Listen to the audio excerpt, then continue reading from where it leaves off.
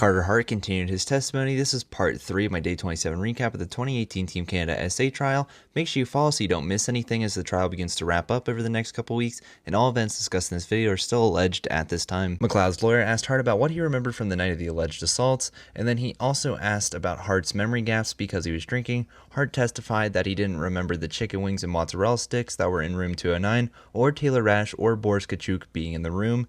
The lawyer also asked Hart about the phone call with McLeod on June 26, 2018.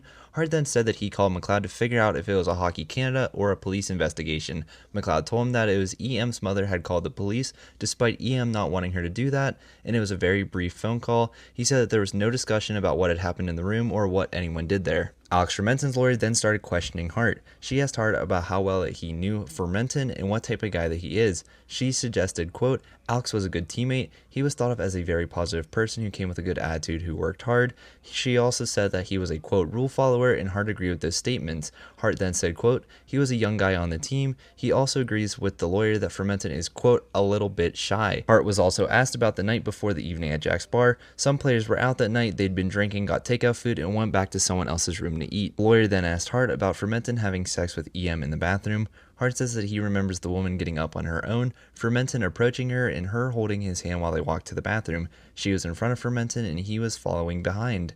Hart then remembered if EM and Fermenton spoke to each other or Fermenton spoke to anyone else prior to going to the bathroom. Hart also went on to say that it was after Fermenton and EM left the bathroom that he texted Dante Fabro to tell him to come to room 209. Fabro did not end up going to the room. The lawyer then asked Hart if he had any memory of the players being, quote, disrespectful to EM. He said, quote, no, never. If something like that would have happened, I would have stopped or I would have left. If something disrespectful or degrading happened, it's not okay. The lawyer then asked if, quote, someone spitting on anybody would be considered disrespectful, and Hart said yes, but he never saw anyone do that to the woman.